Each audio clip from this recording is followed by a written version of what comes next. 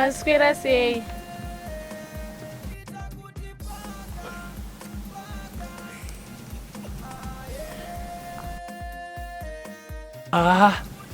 Taswera kana maswera sei naska? Maswera sei ko? Aiwa ndizvozvo ameno kwenyu. Mombona ridhirivhara ka? Ri? Abari famba ka.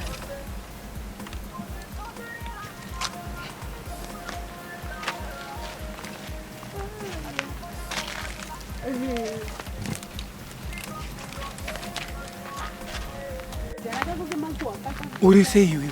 Ndiri right uri sei?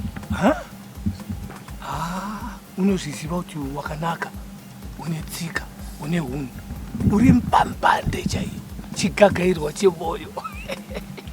Naiwa uri kuzvinya chi? Chicha uri kuzvinya uchitaura nababa murume mukuru? Uri kuzvinya ipa? Famba tiende kumba izvezvo, unotaura kuti unosuka maplate, unochaira zvese, unodaro. Famba tiende chauri kuzvinya chi mwana mudiki? Uri kuzvinyira chembere iyoyo. Ibva ipapo unovaziva nembiri yave makuhwa. Hauvazive. Famba tiende kumba ko. Ndikakutarisa.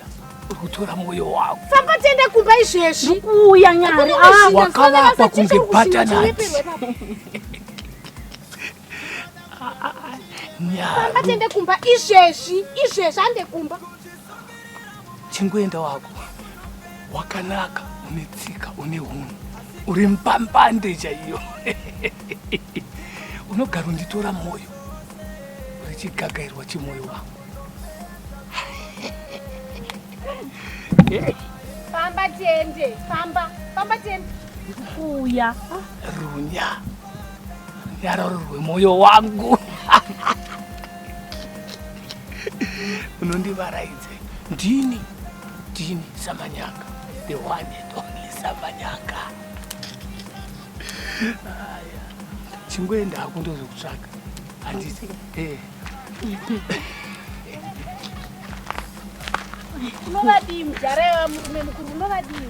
Vaunozvinyira kudaro unovadii? Urichii wewe? Chekuti kuti vazvinyire chi murume mukuru akadaro? Handimbozvida Nyari. Chicha usingadi? Iwo nevanhu vako iwewe. Iwe uri kuita ikona mujara wewe? Haumuzivi mujara wemakuhwa here? Haumuzivi mujara wewe? Mujara wemakuhwa anokupa rudo rwechirwa unotaura. Kumba chaka usati wasuka usati wataira ubhizwa nyanye uchizhinya. Nyanye uchicha ngochimuzhinyire ba. Ngochimuzhinyire. Famba tiende kumba.